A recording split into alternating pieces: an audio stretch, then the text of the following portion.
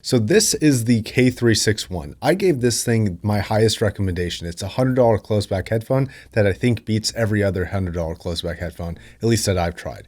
Now, to understand the review of the K631 Bluetooth, you have to watch the review of this because I'm going to be playing off of that and I don't want to repeat myself too much here. Now, I was not only so impressed by the headphone, but I was also surprised by the headphone so much that I decided to pick up the K361 Bluetooth version, which is basically supposed to be just a K361 but with Bluetooth, notably at the exact same price. And that really intrigued me. And today we're going to be talking about this thing.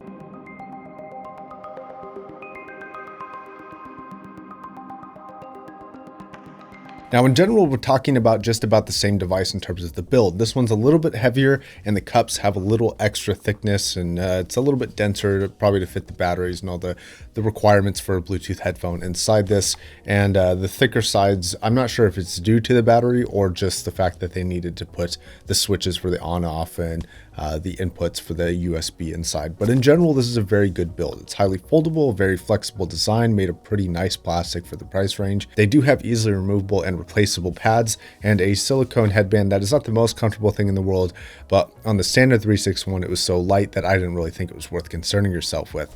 And I don't think it's too bad here either. Now, this thing for its use case and its capability is actually very simple. You turn it on, there are no serious options or EQing, you just turn it on, pair it with your phone and listen. Now, for me personally, for Bluetooth headphones, I actually really like the simplicity of this. I know that the EQ options and all the different customizations that you can do on your headphones, for a lot of people it's really appealing, but I'm a huge fan of simplicity, so something that turns on and works is a huge plus in my book. That is where the compliments end for this thing.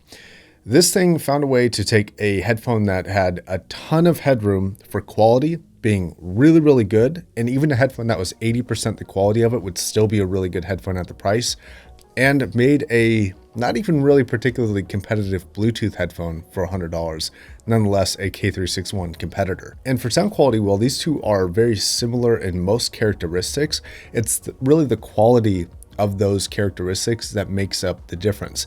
Everything, and I mean every aspect of sound, is higher quality on the standard 361 than it is the 361 Bluetooth. Now, the main issue here is compression. The treble is compressed, the mid-range is compressed, and the bass is compressed. So you're not getting a high dynamic range for either, regardless of whether you're using Bluetooth or actually plugging the device in. Now, to be perfectly candid, for your average consumer who isn't really too concerned about sound quality, they just want something that's reasonably well built and comfortable and closed back, like this headphone for about $100, I think this is probably going to be okay.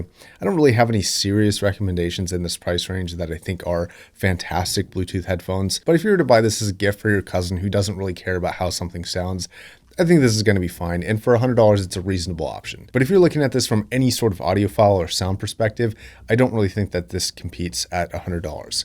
The general sound signature is fairly vague, and I mean that in multiple ways. Sometimes the flexibility of the music is kind of vague, the tonality is a little vague, the treble quality and bass quantity and treble quantity, it's all vague.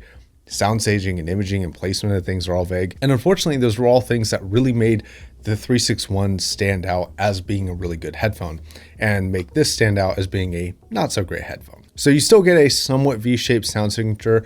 One of the more notable differences between these, and something that you'll notice right away, is kind of a center presentation. And I mean that in both isolation from left to right and kind of the isolation from the background in terms of depth. The standard 361 is really good at this for the price, and despite being a V-shaped sound signature, it was still able to maintain excellent depth and separation between the foreground and the background of your music. That is not something that the 361 Bluetooth is good at. It's actually something that's particularly bad at, even at $100. Now, if I were to give all these downsides sort of an upside spin, I would say that it's not an offensive headphone. It's a headphone that you can listen to pretty easily, and the highs aren't going to be killing your ears. It's not going to be particularly fatiguing. It's not going to be offensive really by what I think most people would consider, but it also doesn't sound great. And I think that's where I'm going to leave this review. I don't think there's any reason to go through all of this and just tear down every aspect, because I really feel like every aspect in my book is pretty much a failure, except for just, build quality and general usability. Now, luckily, my conclusion to all this is very simple. Just get the K361 for exactly the same price and deal with the wire if you care about sound quality, I think it's 100% worth it.